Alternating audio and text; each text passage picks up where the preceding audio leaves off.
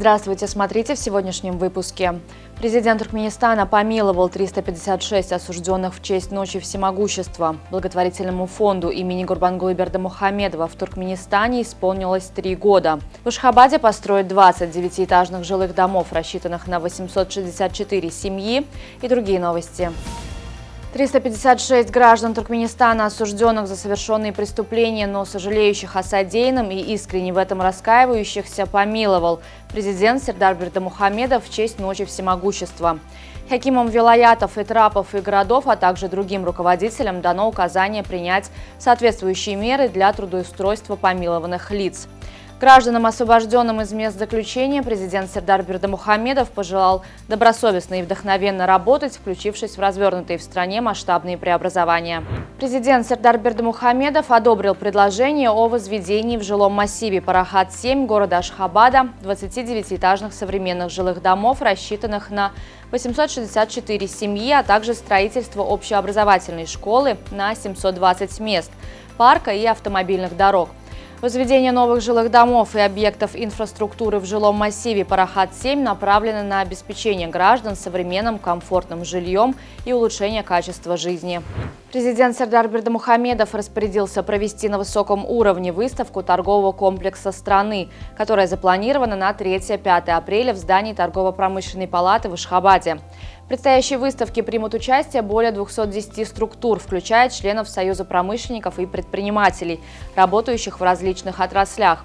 Экспозиция призвана продемонстрировать достижения в сфере торговли и услуг, текстильной и ковровой промышленности, а также новые виды продукции, производимой представителями частного сектора. В апреле в Туркменистане запланировано открытие объектов социального назначения, а также масштабные культурные мероприятия. Главными событиями предстоящего месяца станут торжества в честь Всемирного дня здоровья, Ураза-Байрамы и национального праздника туркменского скакуна. Также пройдут церемонии открытия участка высокоскоростной автомагистрали Ашхабад-Туркменабад на отрезке Таджен-Мары и реконструированного медицинского центра Энамяхри в Мары. Намечено также проведение Дней культуры Туркменистана в Таджикистане. В честь Всемирного дня здоровья, который отмечается 7 апреля, в Туркменистане запланирован ряд масштабных физкультурно-спортивных, оздоровительных и культурных мероприятий. Так запланированы масштабные акции по всей стране, включая массовый велопробег в Ашхабаде, который традиционно стартует от монумента «Велосипед».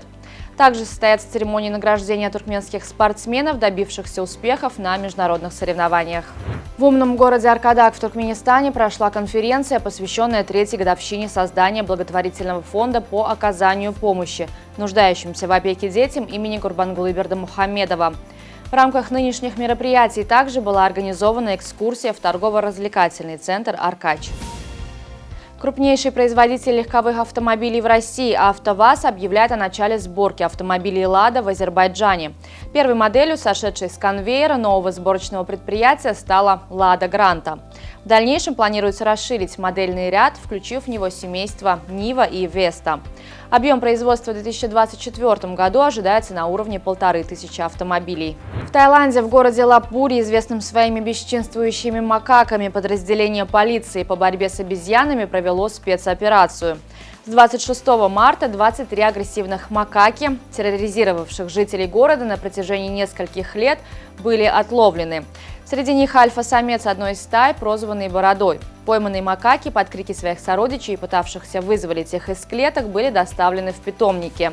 Биологи позже решат, куда их расселить. Операция проходит без применения огнестрельного оружия и даже холостых патронов. Полицейские отбиваются от обезьян только с помощью рогаток. Капедак потерпел первое поражение в сезоне, уступив на выезде Мерву. Встреча, прошедшая в Мары, завершилась со счетом 2-1 в пользу хозяев.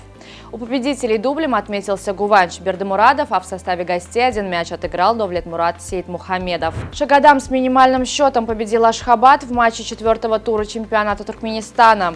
Единственный гол забил Эмир Бердыев, реализовав пенальти на 92-й минуте.